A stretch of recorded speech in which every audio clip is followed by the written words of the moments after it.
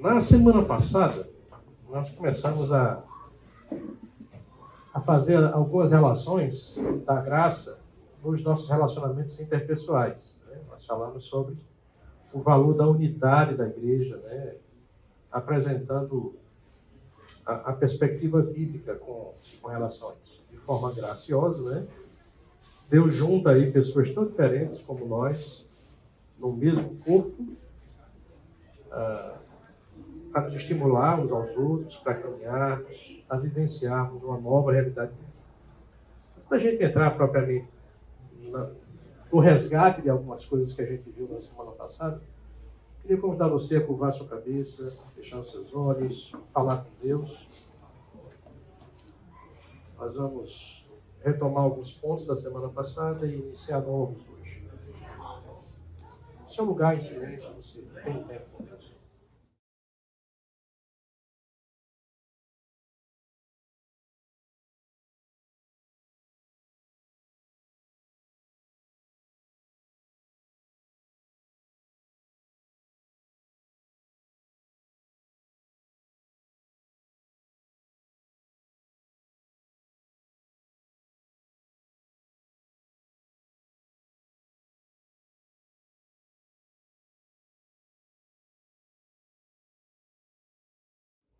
Senhor Deus, graças te damos por esse tempo aqui, por esse momento. Nós te louvamos porque o Senhor tem tido cuidado de nós, tem nos conduzido em graça, nos capacitado, nos dado a igreja para sermos edificados e trocarmos os nossos dons espirituais, servindo uns aos outros em amor.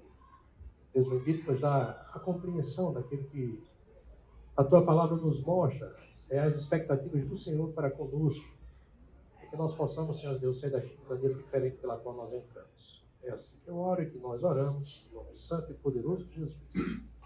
Amém. Bom, queridos, então, viver na perspectiva da graça, um curso para pessoas imperfeitas, assim como eu, como você, pessoas que têm suas fragilidades, têm seus problemas, seus traumas, suas crises, mas que vão caminhando pela graça de Deus. Nós vamos ver a parte 2 dessa aula, graça entre nós, fundamental e indispensável. Né? Ela é fundamental e indispensável para duas áreas extremamente importantes na vida da igreja: unidade e serviço. Por isso é importante a gente visitar esses dois temas a partir dessa perspectiva da graça. Então, na semana passada, nós vimos que vivemos numa comunidade sobrenatural. Logo, nossa comunhão tem uma origem o quê? Sobrenatural. Nós vimos isso. Deus, de forma sobrenatural, graciosamente, nos salva e nos coloca juntos dentro de um corpo. Né? Nós vimos um pouquinho isso em Efésios capítulo 2. Então, devemos nos esforçar não para criar unidade. A unidade já existe. Nós devemos nos esforçar para manter a unidade, conforme a gente viu em Efésios 4, 6, né? De 1 a 6. Devemos nos esforçar diligentemente para manter o vínculo que já existe entre nós. Né? Então, essa é uma perspectiva que a gente precisa compreender. Uma vez que essa unidade é sobrenatural, ela tem impactos também em que esfera? Nós vimos isso aqui semana passada, conforme o texto de Efésios 3:10. Alguém pode ler para mim?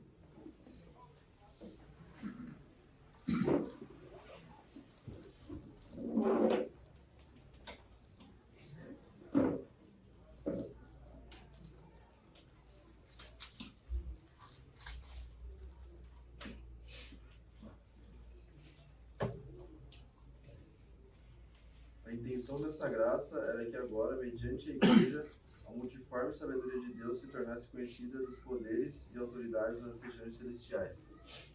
Esse projeto tão maravilhoso, tão audacioso do Senhor Jesus em reunir pessoas tão diferentes por causa do seu sacrifício, desperta a nossa surpresa, desperta nosso interesse, mas também tem manifestações na esfera sobrenatural. O que você está lendo aí aqui, os anjos, os principados aí, as ordens celestiais, elas elas se impressionam com essa realidade que Deus construiu através de Deus. Até porque esse plano, como Paulo disse nos versos anteriores, era um mistério que estava oculto e que agora foi revelado. Povos que jamais poderiam sentar numa mesa junto ou trocar duas palavras, agora se unem em um só corpo espiritual por meio de Cristo. Não é? Então a gente precisa pensar nisso. O fato de alguém ser diferente de mim na igreja, ter posições diferentes, posturas diferentes, gostos diferentes, não significa necessariamente um problema em si. Pelo contrário, é propósito de Deus que essas pessoas tão diferentes se juntem.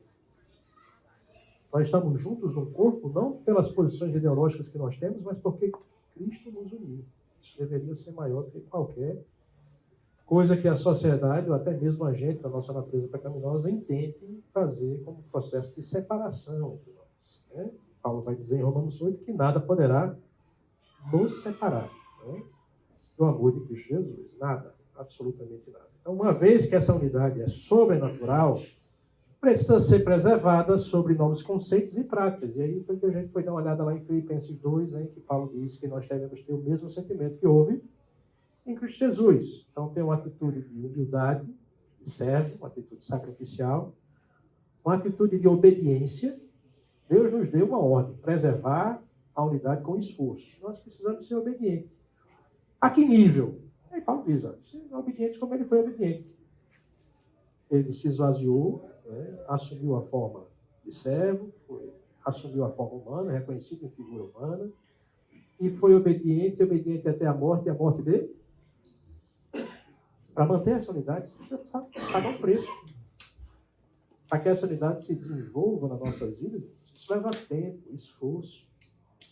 Isso vai requerer de nós abrir mão de certas coisas, de certas posturas, de certas posições que nós naturalmente não estamos dispostos a fazer.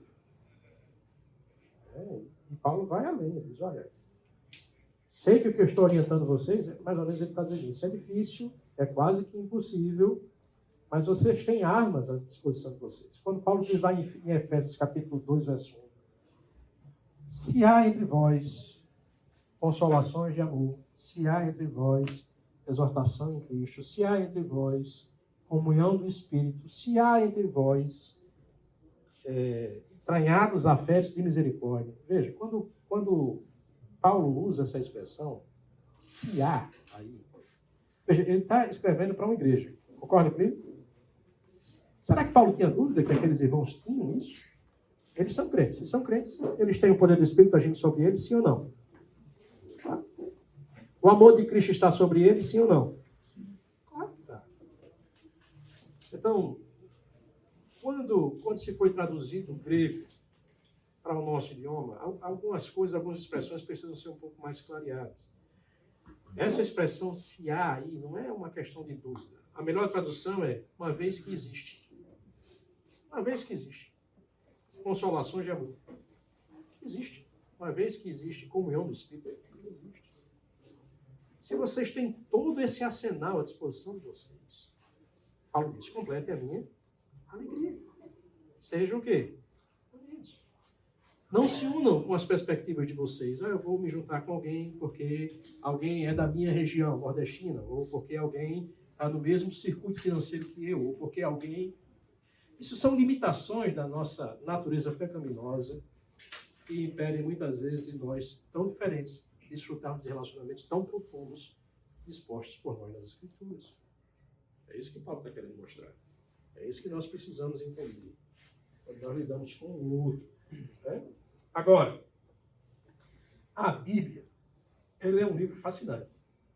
Nós olhamos para ela, nos maravilhamos com ela. E saber o que Paulo disse aos Efésios há 2000 anos atrás, ou saber o que Paulo disse aos Filipenses há 2000 anos atrás, é fantástico. Mas mais fantástico ainda é saber o que é que essas coisas têm a ver com quem? Conosco. A Bíblia não é um livro de história, simplesmente. A Bíblia é um livro de confrontação. Nós precisamos ser confrontados por ela. Nós precisamos aprender a construir o quê? Pontes. Olha que ponte bonita. Essa ponte aí, brinca aqui com o pessoal do escritório, é a ponte mais bonita do Brasil. Fica onde? Essa é a ponte de Newton Navarro. Qual é a importância de uma ponte?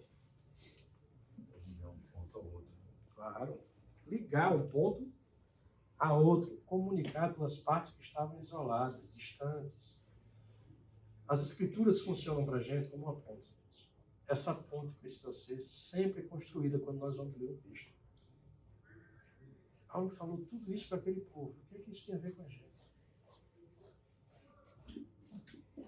Quais são as aplicações que isso traz para a nossa realidade?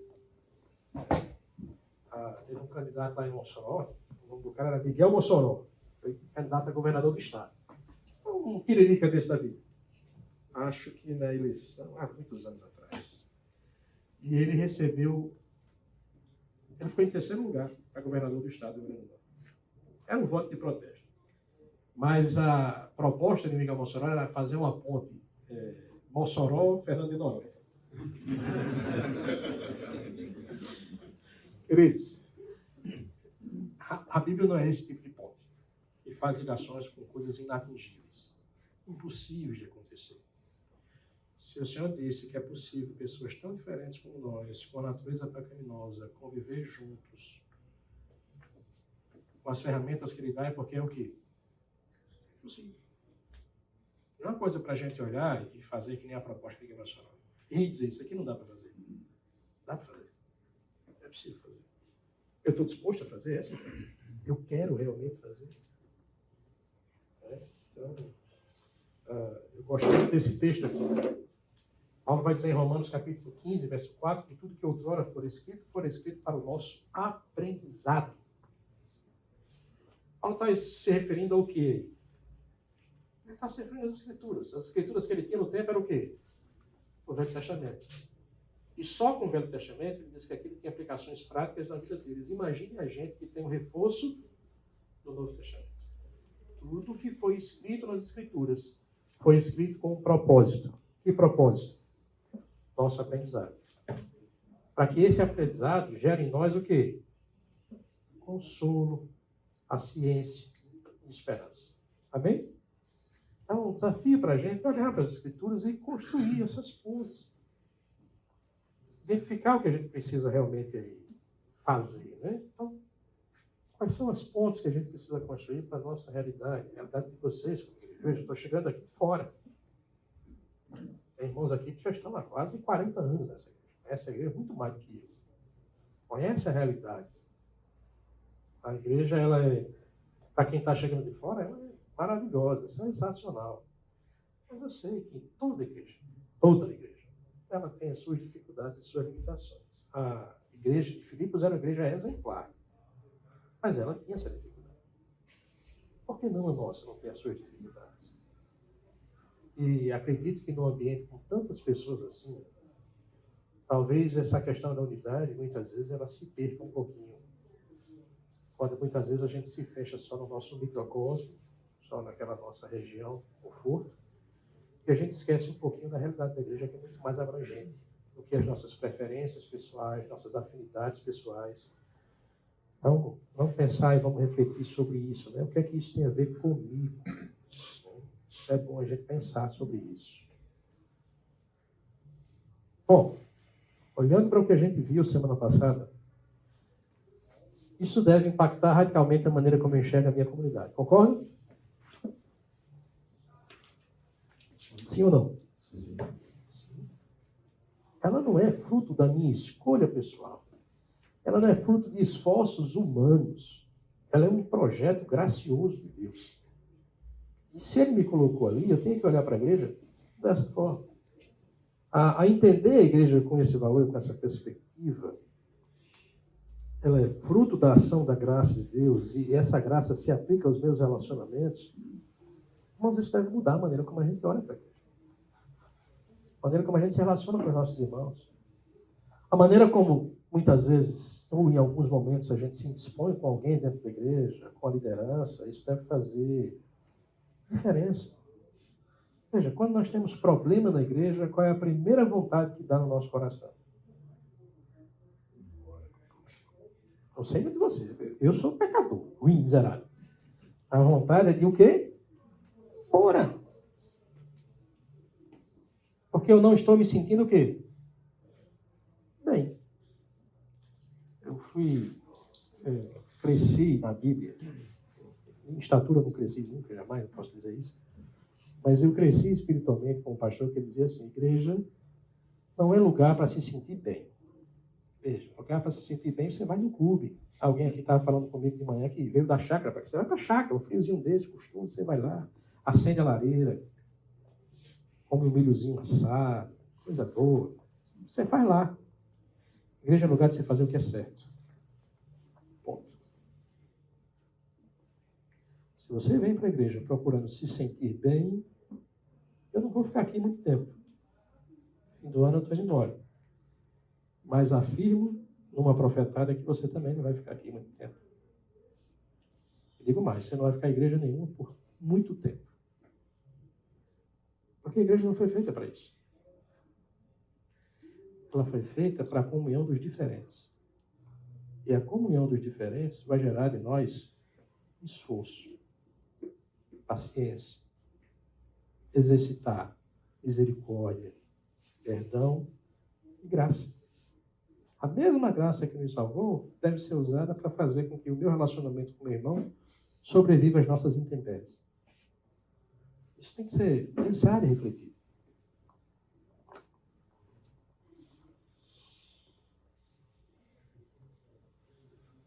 Isso deve mudar radicalmente a minha noção e prática de comunhão. Veja, que tipo de comunhão você está vivenciando com seus irmãos da igreja?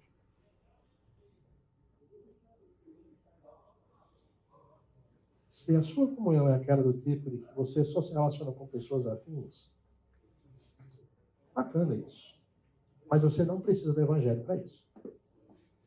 Na sua empresa você pode se relacionar com pessoas que são afins a você, com a sua família, na sociedade, no seu condomínio.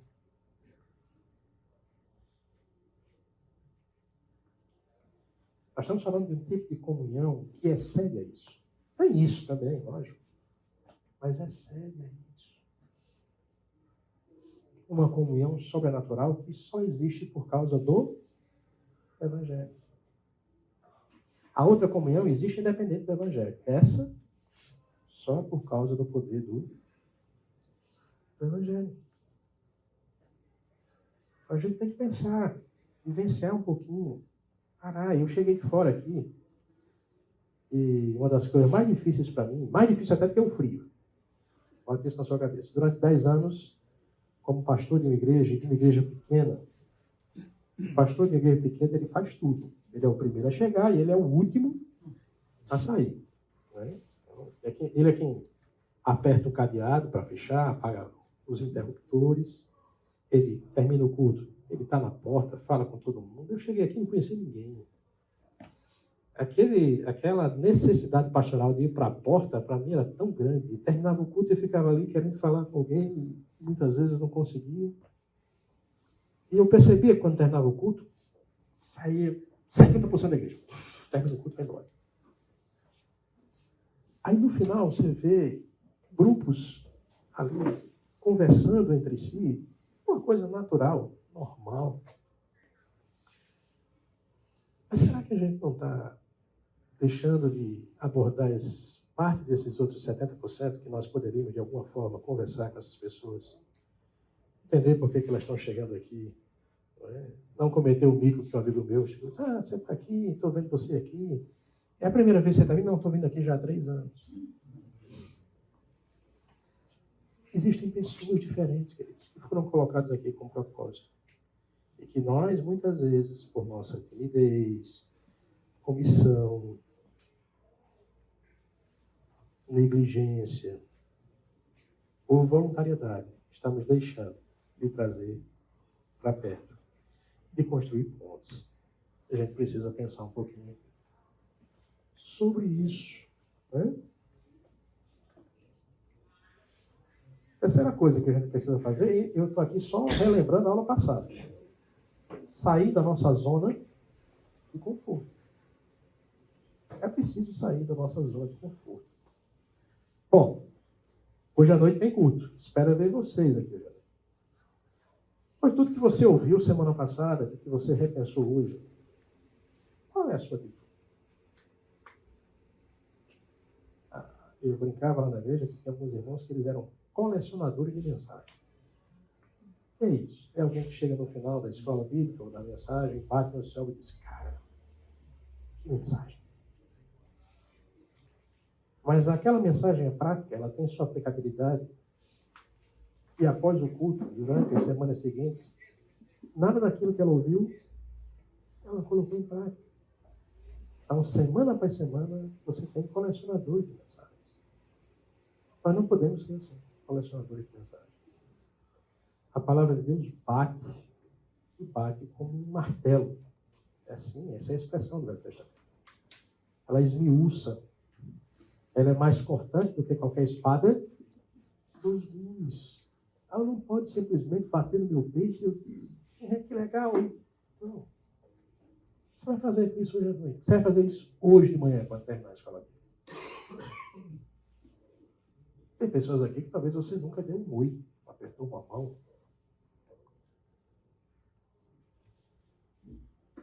E o que eu faço com isso? Embalo e guardo no instante. Se nós entendemos realmente o que Deus deseja para essa comunidade, essa realidade do formigueiro quando sai, termina o culto, o formigueiro levanta, sai. Isso muda, isso fervilha dentro da igreja. Se nós entendêssemos isso. Como é que é o nome?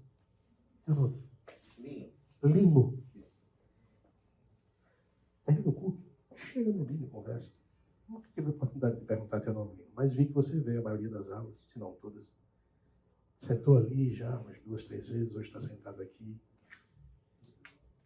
Sai da tua zona de conforto. O Lino tem uma história, tem uma realidade. Como a gente vai ver na continuidade do estudo, ele tem um dom que é importante para mim, eu tenho um dom que é importante para ele. Ele não pode passar desapercebido.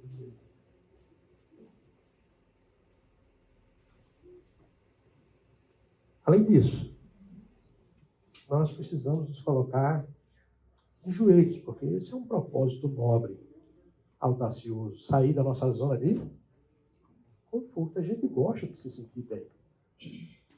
Tudo que é novo incomoda, tudo que é novo gera um desafio. A gente gosta das coisas como elas são. É assim.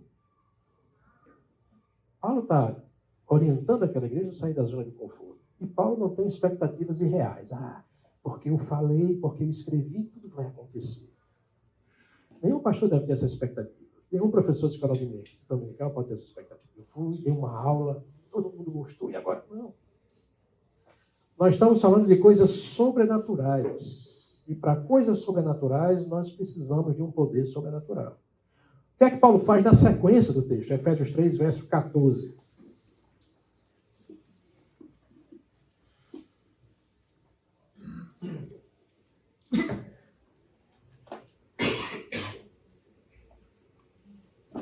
Na sequência, ele ora. O que você deve fazer na sequência do que você ouviu? Orar para que essa realidade se torne verdade na sua vida. Paulo diz no verso 14, por essa razão, que razão? Porque a igreja permaneça unida. Nessa comunidade, nessa comunhão sobrenatural. Por essa razão, eu me ponho de joelhos diante do Pai. Isso é necessidade de oração. Você tem orado pela unidade da sua igreja. Você tem orado para sair da sua zona de conforto. Para se aproximar de pessoas que, se não fosse o evangelho, você jamais se aproximaria. E aqui ele está falando sobre unidade e ele frisa isso quando ele diz assim, por essa razão me põe de joelhos diante de quem? Do Pai. E os filhos do Pai são um quê? São uma família. Ele diz, por quem e quem toda a família nos céus e na terra recebe o nome. E qual é o conteúdo dessa oração? Eu acho fantástica. Tem 2 orações aqui em Efésios que são fantásticas. Uma no capítulo 1, para que a igreja compreenda o plano maravilhoso, gracioso de Deus para a salvação do ser humano, traçado na eternidade. Efésios 1, do 15 até o 22. E aqui, quando Paulo traz 2 verdades profundamente densas, ele sabe que isso pode provocar um nó em quem está lendo e quem está ouvindo. Então ele ora para que esse nó seja desatado e a pessoa consiga compreender. Então ele diz aqui no verso 16: peço a Deus que, segundo a riqueza da sua glória, conceda a vocês o quê? Queridos, para desenvolver essa comunidade, essa comunhão sobrenatural, nós precisamos de algo além das nossas perspectivas. Então Paulo ora para que eles recebam o quê? Poder. Para que vocês sejam fortalecidos com poder mediante o seu Espírito no íntimo de cada um. Esse poder vem por meio do conhecimento da verdade revelada de Deus, que é a nossa fé. Fé como um conjunto de valores. Então, no verso seguinte ele diz: e assim, pela fé, que Cristo habite no coração de vocês, estando vocês enraizados em amor. Constrangidos pelo amor de Cristo, pelo que Cristo fez, nós somos estimulados a amar uns aos outros. É com essa perspectiva. E isso, e olha aqui, unidade. Para que, com quem? Todos os santos. Vocês possam compreender qual é a largura, o comprimento, a altura e a profundidade e conhecer o amor de Cristo que excede todo entendimento. Vou parar e você vai ler de novo, em silêncio, esse versículo. Esse trecho. Leia de novo esse trecho. Esse texto. O que chama atenção aí?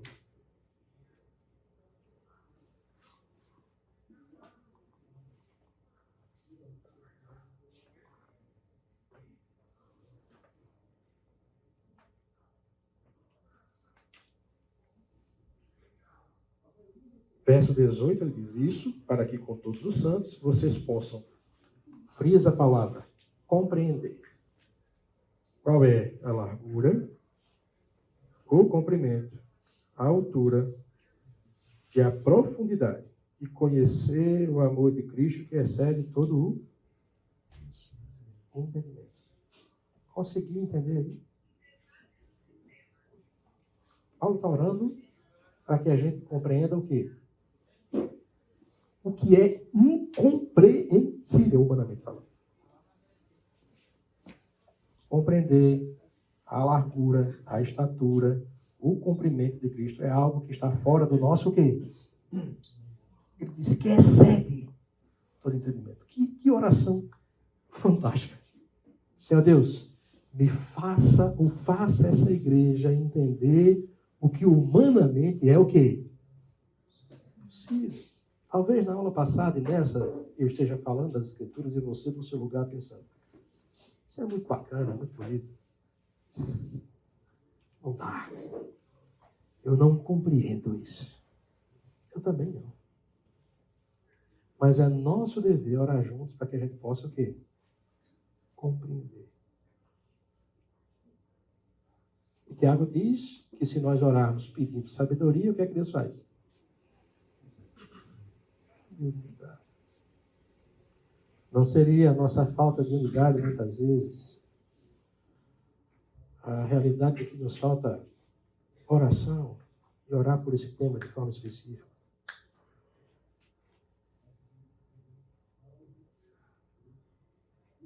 Paulo ora para que isso seja realidade na vida daqueles irmãos e nós devemos gastar um valioso tempo de nossas vidas como igreja em oração, para que a gente possa compreender as implicações do amor de Cristo, e uma delas é viver em unidade.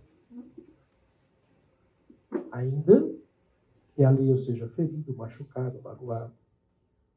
Além disso, eu também vou ferir, vou machucar e vou magoar. Certa vez, um irmão da igreja me ligou e disse: pastor, estou saindo da igreja. Geralmente, decisões como essa, sair da igreja, divórcio, geralmente o camarada já tomou a decisão e vem para o gabinete pastoral só comunicar. Ele já está com a ideia pronta. Você vai sair da igreja. Por quê? Não, porque eu estive doente por 3 semanas. E ninguém da igreja veio me visitar. Eu não sabia nem que você estava doente.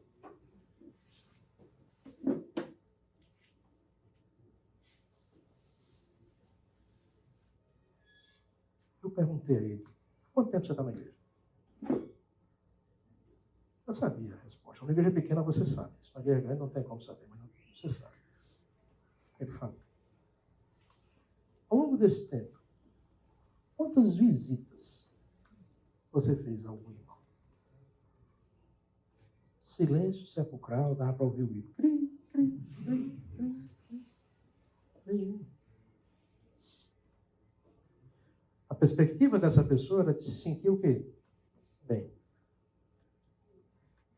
A igreja é um lugar em que ela consome. E quando as expectativas dela, voltadas para ela, não são atendidas, sai igual a ela. Tem muitas lá e tem inúmeras aqui também. Por quê? Porque nós não compreendemos o comprimento, a estatura, a profundidade, a largura da igreja. Ele nos colocou na igreja para que a gente compreenda isso. Isso pode levar uma vida inteira. A gente só vai aprender a profundidade de tudo isso aonde? Na glória. Mas enquanto a gente estiver aqui, somos aqueles porcos espinhos que precisam, mesmo com os espinhos.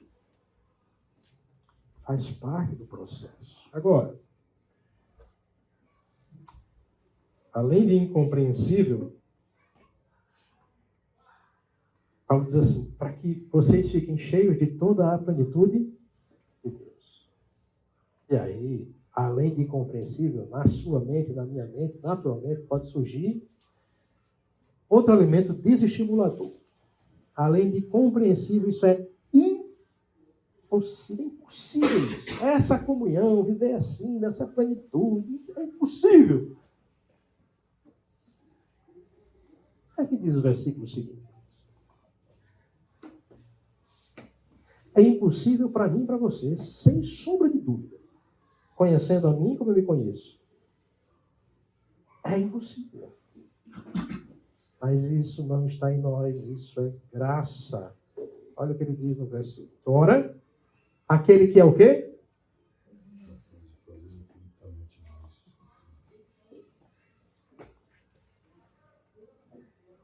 Aquele que é poderoso para fazer infinitamente mais do que tudo o que pedimos ou pensamos.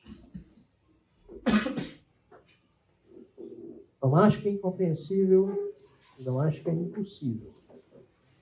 A pergunta é, eu quero e depois. Porque se eu orar para que Deus me dê entendimento, Ele vai me dar. E se eu orar para que Deus efetue isso, Ele vai efetuar. Esse texto não está aqui à toa. Conforme o seu poder que opera em nós. Lá em Filipenses, quando ele fala também sobre o tema da unidade, ele vai, no verso, acho que 13, dizer que Deus é quem opera em nós tanto o querer como o efetuar. E no verso anterior diz assim, mas olha, desenvolva a vossa salvação com temor e com Deus vai fazer. Sem sombra de dúvida. Agora eu vou armar uma rede e esperar que ele faça? Não, eu preciso desenvolver. Quando Paulo está falando de salvação ali, não é a ideia de ser salvo. Você já foi salvo. A ideia ali é que saúde do corpo. Ele está falando em conjunto. Para que o corpo cresça saudavelmente. Você precisa tomar atitudes em temor e em tremor. E uma delas é olhar para o irmão que está ao seu lado, atrás de você, na sua frente. Enxergar ali alguém como você, salvo pela graça de Deus, favor imerecido. Um pecador como você. E reconhecer que ele foi colocado ali, naquele corpo, com funções específicas e responsabilidades específicas. A ideia de corpo é isso, é mutualidade. Paulo vai dizer que a mão não pode olhar para o pé e dizer que você não é mão, você não é o corpo. Essa é a realidade. de Deus. É muito mais profundo do que a gente possa imaginar. É diferente de chegar no domingo à noite, olhar para o auditório e dizer, vixe, como aqui tem muita gente. A igreja está cheia dos meus irmãos, salvos pela graça de Cristo. De uma forma que eu não consigo compreender. Ele me amou e pede que eu compreenda e ame da mesma forma. Diga aí. É engraçado quando Paulo ora por nós, né? Ele ora para que a gente tenha compreensão e entendimento. E não que a gente tenha poder, né? O poder a gente deixa com Deus, porque o poder foi para nós, a gente matava o outro. Acho interessante quando Deus olha para Moisés no Velho Testamento e diz, vou destruir esse povo, Moisés. Se fosse a gente no lugar de Moisés. Destrói, Senhor Deus. Faz um povo novo que pense exatamente igual a nós. Não tinha dúvida que nós faríamos isso. Não, Senhor Deus. Moisés faz por amor do teu nome. Tem misericórdia.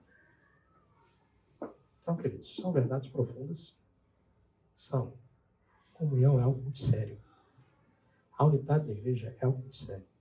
A igreja de Filipos ela estava sendo ameaçada por perigo de fora. Paulo chama a atenção no verso 1, 27, 28, 29 e 30. Vocês têm que manter unidos. Porque está vindo perigo de fora. Mas o maior perigo para a igreja não é o perigo de fora. São os perigos de dentro. Quando a igreja passa por problemas assim, que racham a sua unidade, ela se abre para que os perigos de fora façam estrago. O perigo de fora a gente vai ter sempre. Essa é a perspectiva. Bom, gente. O nosso objetivo aqui com esse tempo. Compreender o conceito e a origem dos dons espirituais, sua relação com a graça de Deus e também o seu propósito para a nossa vida individual e coletivamente. Vamos dar uma olhada para Efésios, capítulo 4, dos versos 7 até o verso 10.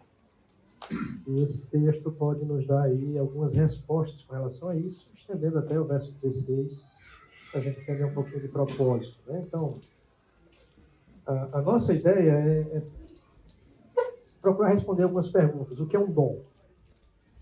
Vamos lá, o que é dom? Alguém pode me dizer o que é um dom?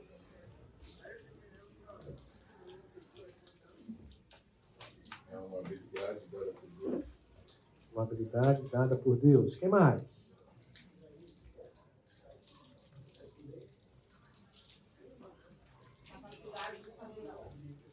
Capacidade de fazer algo. Deus deu isso para quem?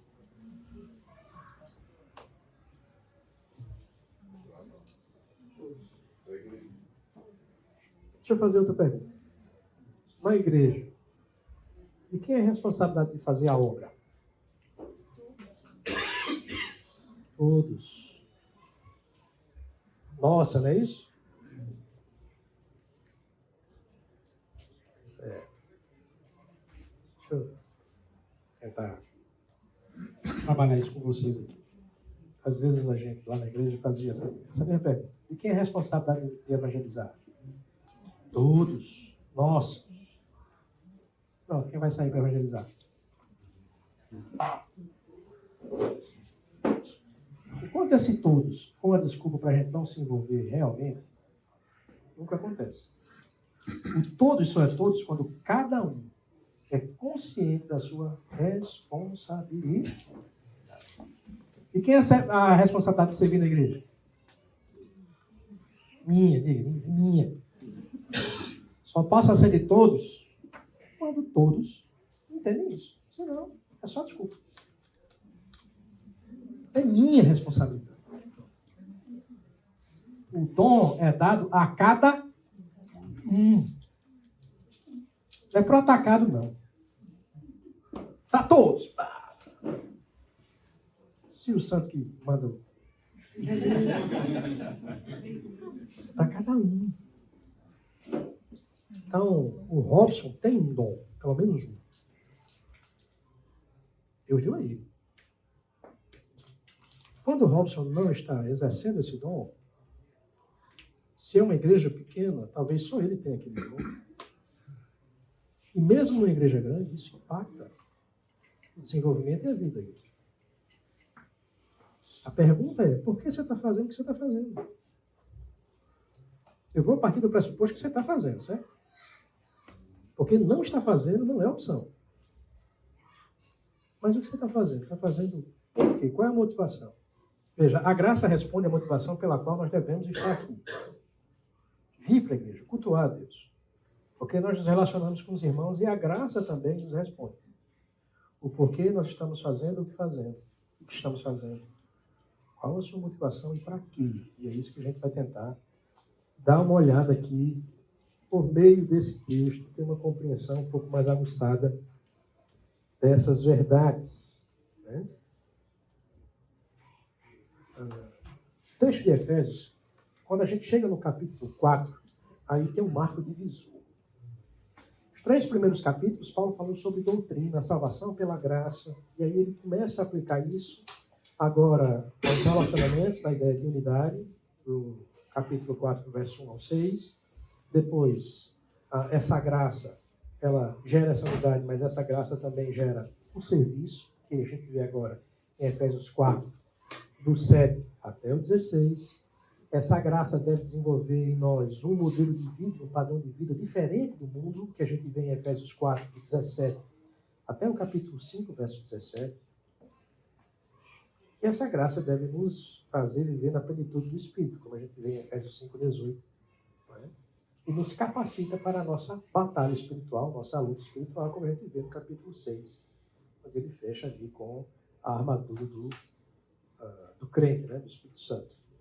Então, queridos, vejam, Efésios 4:1 diz assim: rogo-vos, pois, esse é o ponto de divisão da epístola de Paulo aos Efésios. Rogo-vos, pois, a ideia de pois aí é um elemento de ligação. Ele está fazendo um pedido, ele está orando, ele está rogando, com base no que ele disse o quê? Anteriormente.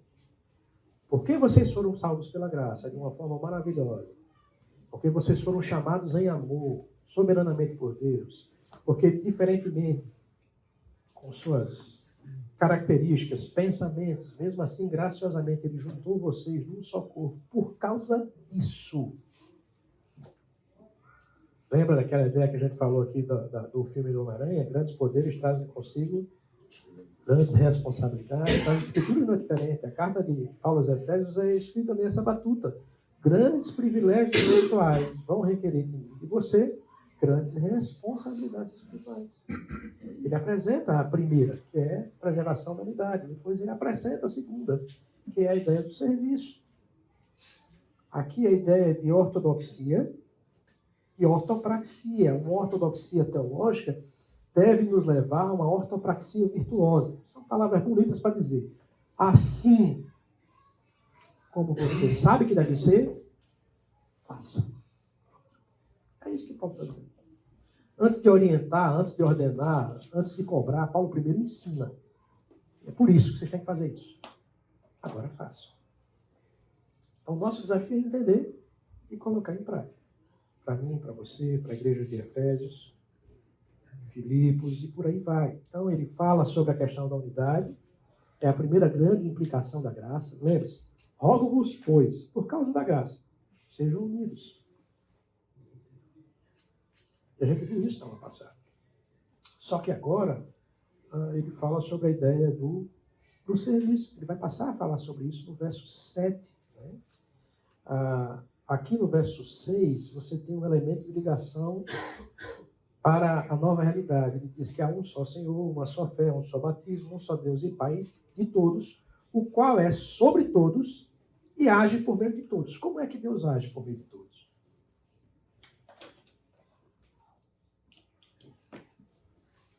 Ele não diz aí, mas passa a dizer no verso 7. Por meio dos dons espirituais. É assim que Deus age em todos nós. Deus nos comunica, nos concede dons espirituais. Observe aí o verso 7, o que é que diz.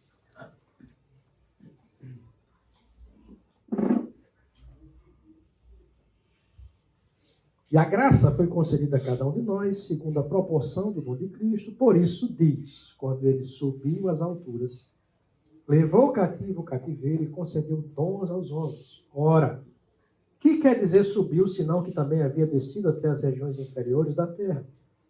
Aquele que desceu é também o mesmo que subiu acima de todos os céus para encher todas as coisas. O que é que Paulo está querendo dizer com isso?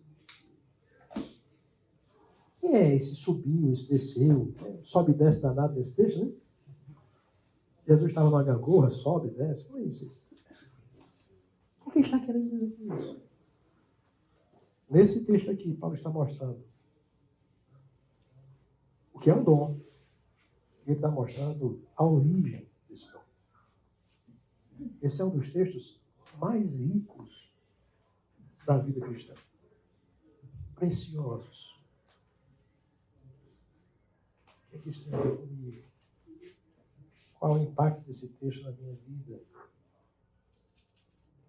Convido você a mais um tempo de oração, olha no seu lugar, para que você compreenda exatamente o que Deus quer dizer ao lhe comunicar um dom espiritual. Qual o valor que isso tem para você? Faça isso, seu lugar. Ore, para que você compreenda esse texto. Uma vez que você compreenda, haja de forma igual.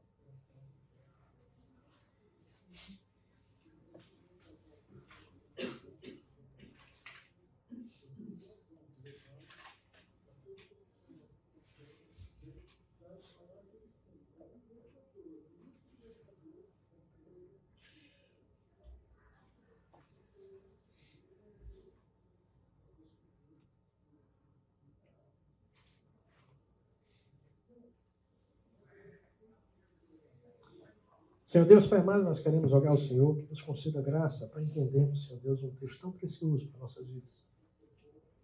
Para que esse texto possa nos incomodar, nos desafiar, nos tirar da nossa zona de conforto. Para que nós possamos, Senhor Deus, olhar para os dons que o Senhor nos deu com uma perspectiva bem diferente da maneira rasteira e simplista que muitas vezes nós olhamos. Nós pedimos isso, Senhor Deus, no nome santo e poderoso de Jesus. Amém. Bom, então vamos. Aqui você tem o texto todo. E aqui, como a gente diz na nossa região, nós vamos estaquear o texto. Né? Cortar, vamos fazer os filezinhos dele. Certo? Paulo diz assim no verso 7. E a graça foi concedida. O que isso quer dizer? Eu quero que vocês olhem para o texto e façam perguntas do texto. O texto se responde. O que é que Paulo quer dizer com a graça foi concedida? Presente? A palavra melhor aí colocada seria um presente. Esse presente você comprou? Foi você que foi atrás? É você que consegue? É? Não. Um dom, um presente, ele é dado. Tentar comprar um presente é um absurdo. Então, a graça é um presente. A palavra aqui é carisma, certo? Que vem da mesma raiz da palavra graça, caris. Em português, tudo foi traduzido como graça. Mas até aqui é de um presente, certo? Então, de acordo com a palavra de Deus, a primeira informação que eu tenho é que dom é um presente. Eu recebo. Deus deu esse presente a quem? Aí o texto. A cada um de nós. Eu acho interessante a maneira como Paulo está escrevendo a carta para uma igreja como um todo. Isso acontece aqui, isso acontece em Romanos 12, como a gente vai ver semana que vem. Mas aqui Paulo, ele individualiza a carta. É como se Paulo estivesse dizendo, Alex, eu lhe dei um presente. Conchita, eu lhe dei um presente. Silvia, eu lhe dei um presente. Ele foi dado a cada um de nós. Então você, quando se converteu, pelo menos um dom espiritual você recebeu. Isso me remete a uma situação, vou fazer que nem Paulo, em 2 Coríntios capítulo 11. Um homem, há 14 anos atrás, não sei se no corpo ou fora do corpo, quando eu me converti, em 2002, aí, acho que 2003 teve um retiro de carnaval. Primeira vez que eu fui participar de um retiro de carnaval, depois de convertido. Me converti em 30 de novembro de 2002. Em fevereiro eu caí dentro de um retiro. E aí no retiro, o tema era sobre dons espirituais. E lá no retiro foi feito um teste vocacional. Vocês já passaram por isso? Para mais ou menos ser direcionado para alguma área específica de trabalho. Então, ali foram lidas as listas dos dons, as habilidades, as afinidades de serviço, os riscos que cada dom tem. Foi lido 1 Coríntios 12, Romanos 12, Efésios 4, 11, 12, 13, 1 de Pedro capítulo 4, os textos em que a gente tem os dons espirituais. E aí, eu estava vindo do mundo, queridos. Uma mentalidade do mundo. E o meu teste para afinidade e dons deu o seguinte resultado. Eu tinha todos os dons. Olha que bacana. Todos os dons. Humilde o rapaz, hein? Aquele texto que a gente vai ver semana que vem, Paulo diz assim, na igreja você não deve pensar além do que convém sobre si mesmo. Ali foi comigo. E o pastor me chamou e disse, senta aqui, ao menos que você seja Jesus. Foi uma boa oportunidade de aprendizado. Mas pelo menos um você recebeu. Não recebeu todos, mas pelo menos um você recebeu. Qual é o seu dom? A resposta a essa pergunta vai fazer toda a diferença na sua vida. Porque você está aqui para servir. Igreja é lugar de ação. Paulo, quando escreve a sua carta a Romanos, no capítulo 1, ele ora para poder compartilhar com aquela igreja dons espirituais. Veja, Paulo era Paulo. E Paulo tinha a perspectiva de chegar na igreja de Roma não só para dar, mas também para receber dons espirituais. Eu sou o que, Pedro Paulo? Você é o que, Pedro Paulo? Mas você ou só quer receber ou só quer dar. Não funciona isso. Não é assim. Então a graça foi concedida a cada um de nós. Qual foi o critério? Por que Deus deu um dom a Alex e não deu um dom ali? O mesmo dom ali. Por quê? Não, porque Alex ele procurou mais, ele se santificou mais. Alex fez 3 semanas de jejum e oração, trancado num quarto. Então Alex recebeu um dom. Você não busca. Bom, nós já vimos que dom é uma questão de presente, não é uma questão que você busca, você recebe. E você recebe por um critério, segundo a proporção de quem?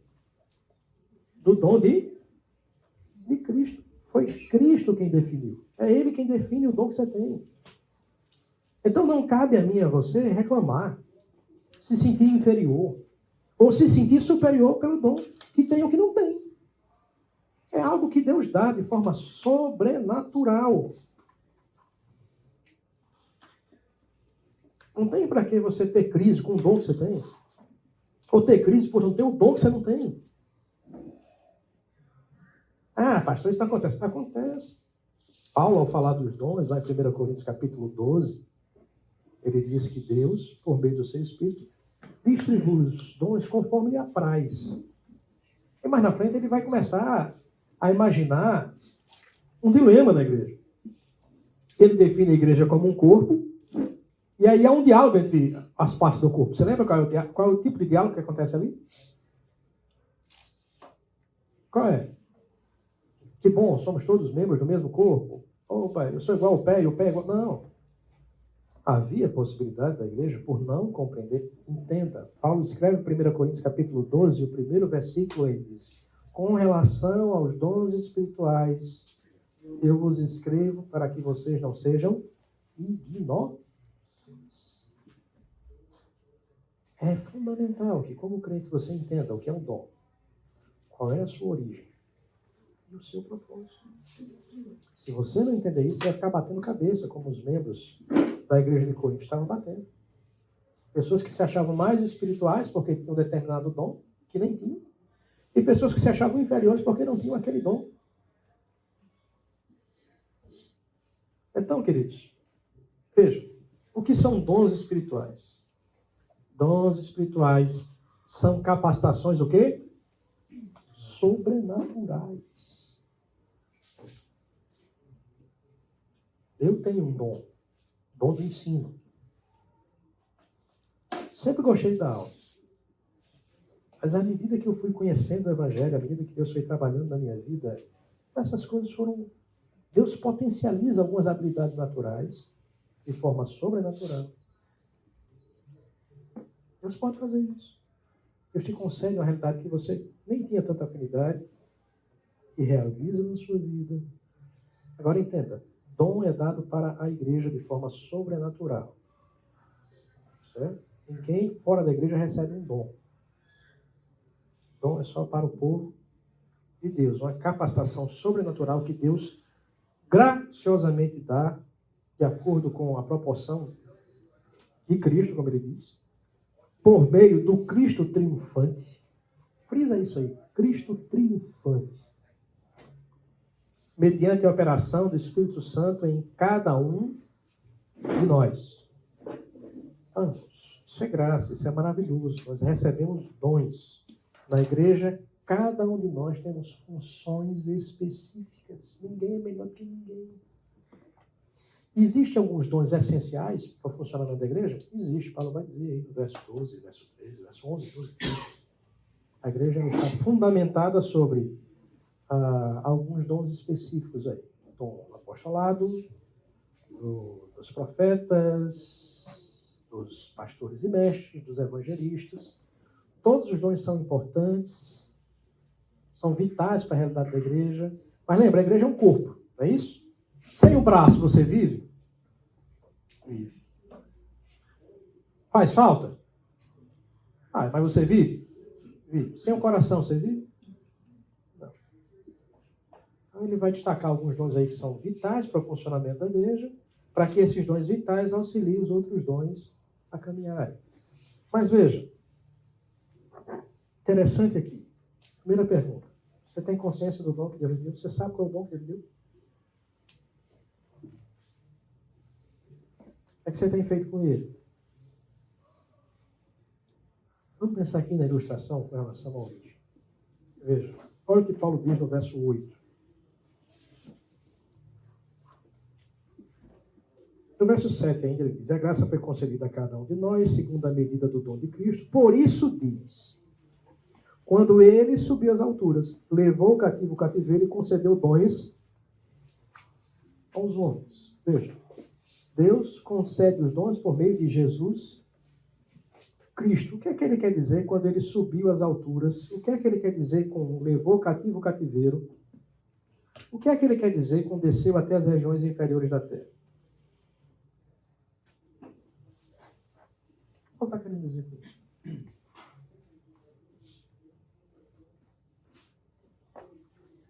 Alguns aí, há um tempo atrás, disseram que Jesus foi no inferno, depois que ele morreu, os 3 dias entre ele morrer e ressuscitar, ele foi no inferno e pregou para as pessoas que estavam no inferno e levou o inferno para o céu. Deixa eu não estar falando disso. Você não vai encontrar isso em lugar nenhum nas Escrituras. Veja, queridos, esse texto tem relação também com o que a gente viu semana passada de Filipenses. Onde é que o Senhor Jesus estava antes de assumir a natureza humana? No céu. Nas alturas. E ele desceu das alturas. Da glória, ele foi para a cruz. É assim? Foi. Na cruz, Cristo aboliu a escravidão que estava sobre nós.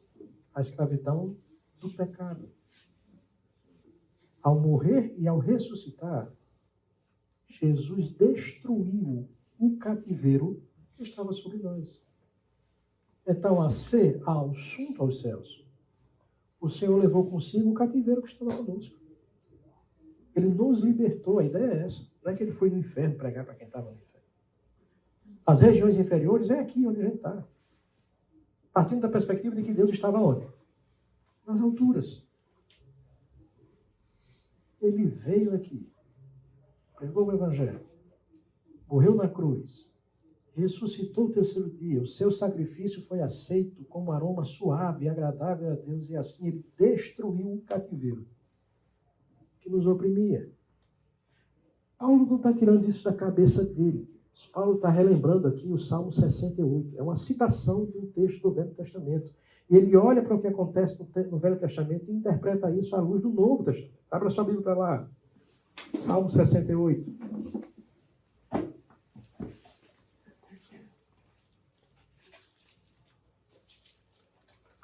Salmo 68 é um hino de vitória. Vitória de quê? O que é que o salmista está celebrando aí? A libertação do cativeiro egípcio por parte de Deus e a aliança que Deus faz com Moisés no monte Sinai. Então Deus, naquele momento, no Velho Testamento, libertou o povo do cativeiro. Deus levou consigo o cativeiro que oprimia o povo de Israel.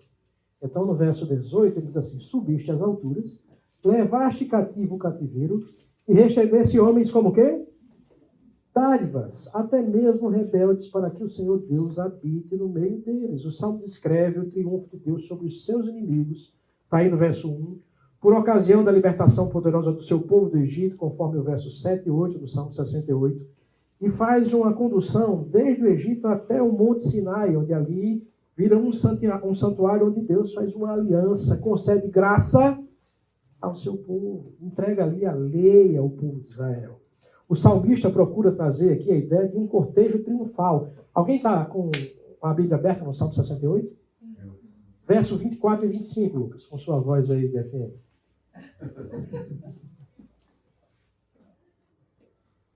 Já se vê a tua marcha triunfal, ó Deus, a marcha do meu Deus e Rei adentrando o santuário. À frente estão os cantores, depois os músicos. Com eles vão as jovens tocando tamborins. Bendigam a Deus na grande congregação. Bendigam o Senhor, descendentes de Israel. Ali está a pequena tribo de Benjamim. Pode parar. A ideia aqui é que Paulo está pegando essa figura do Velho Testamento, de um cortejo triunfal, que isso era reproduzido, por exemplo, na coroação dos reis de Israel.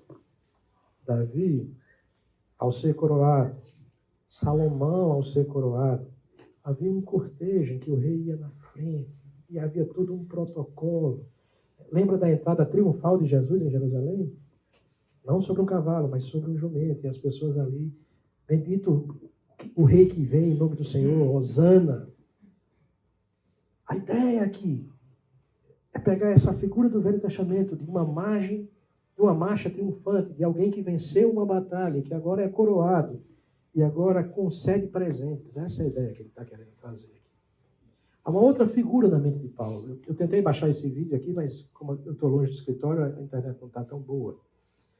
Mas quem assistiu o filme Ben-Hur aqui? Essa é a versão nova, não. É a versão antiga. Essa versão nova é para o pessoal Nutella. Vamos ver a versão antiga, que são quase 4 horas de filme. Tem uma cena fantástica naquele filme, em que o tribuno ele entra dentro de Roma, depois de vencer uma batalha, e tem uma marcha triunfal. Uma orquestra atrás, de sopro. À frente vão os cativos. À frente dos cativos, que foram conquistados na batalha, vai o general, na sua biga, e ele sobe as escadas até o imperador, recebe do imperador um emblema, por causa da sua vitória triunfante, e depois ele segue em cortejo e ele reparte com as pessoas os despojos da guerra. A ideia de Paulo aqui é essa, queridos. Veja, o dom que você recebeu é um presente. O nosso general é quem? Ele saiu numa batalha tremenda. Ele deixou as alturas e veio até as regiões inferiores. Lutou a batalha e deu a sua vida em resgate da nossa. Agora, ele subiu e sobe nesse... É como se a volta de Jesus para o céu fosse um cortejo triunfante. A celebração, os anjos cantam, louvam. E o Senhor Jesus recebe da mão de Deus os presentes, que são os dons. E o Senhor distribui para o seu povo, que somos nós, a igreja. O dom que você recebeu é um presente do Cristo triunfante. Para quê, queridos? Para você sentar, cruzar os seus braços e se sentir bem ou mal na igreja. Você tem feito com o que Deus lhe deu. Olha o que está em jogo. Essa é a ideia aqui. Há um general triunfante que pagou um preço altíssimo para que nós recebêssemos as capacidades ou as habilidades sobrenaturais que só Ele poderia dar. Foi uma recompensa de Deus ao Cristo ressurreto pelo seu sacrifício. Essa é a origem do seu dom. O que você vai fazer com isso? Qual o propósito disso? Paulo diz no verso 13, com vista ao aperfeiçoamento dos santos, o desempenho do seu serviço, para que todos cheguem à unidade da fé, para que nós sejamos uma igreja madura, de crentes que vivem em santidade e serviço. Não é porque você é inteligente, não é porque você consegue arrebatar pessoas. Não está em você a ideia. Quando eu tenho algo assim, e quando eu não coloco esse dom em prática, o que eu estou fazendo?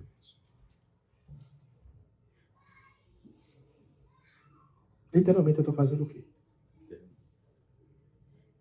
Sabotando a obra de Deus. Desculpe, a palavra é dura, mas não tem outra para dizer a você. Talvez o maior empecilho para o avanço dessa igreja seja você. Por favor, segunda-feira, não ligue para cá dizendo que vai embora porque eu disse que você é sabotador da igreja. Chega em casa, com sua cabeça sobre o travesseiro e joelho. E olha, Senhor Deus, o que é que eu estou fazendo com esse presente triunfal? Imagine a cena. Cristo subindo aos céus. Os anjos numa orquestra sinfônica maravilhosa louvando. Ele levou cativo o cativeiro e distribuiu os dons a homens rebeldes, muitas vezes como eu e você. O que você vai fazer com isso? Pastor, você saiu lá de Natal para me arrumar esse problema. Se vira. Você só não pode ficar salvo, sentado, satisfeito. Foi para isso que Deus chamou. Entenda isso. Alguém quer fazer alguma pergunta, alguma colocação? A gente ainda tem 5 minutos.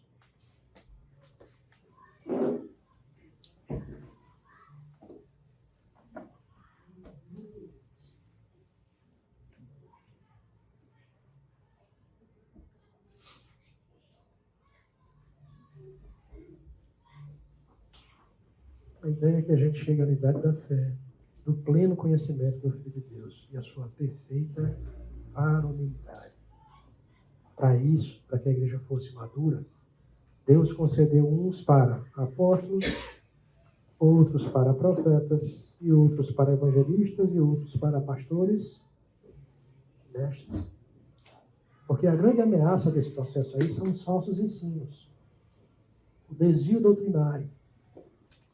Conforme ele diz aí no verso 14, para que não sejamos mais como crianças inconstantes, arrastados por todo sopro de doutrina, pela artimanha das pessoas, pela astúcia com que induzem o erro.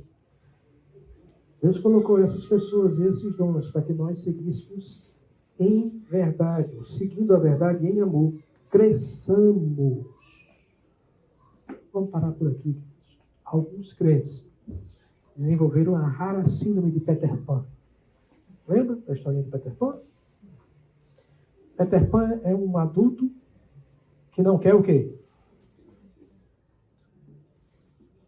Paulo diz, ainda falando no contexto de dons, em 1 Coríntios capítulo 13. Quando eu era menino, pensava como menino e agia como menino.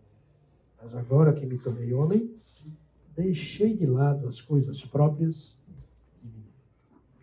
Curva sua cabeça, feche seus olhos. Ore. A obra de Deus é para que você se torne maduro em Cristo. O que você tem feito com isso? Para isso, Ele colocou você numa igreja. Ele deu dons para você ficar certificado pelo outro. O que você tem feito com isso? Cruzado os braços e assumido a postura de Peter Pan. Quero mais. Tá bom por aqui. Já servi muito. Cresça. Tome as atitudes práticas de um homem maduro. Pare de meninice.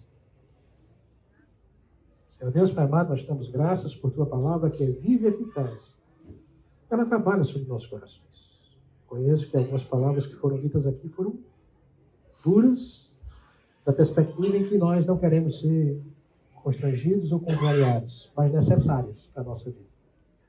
Essas palavras, Senhor Deus, sejam como um alerta. Sejam, Senhor Deus, como um chamado em amor.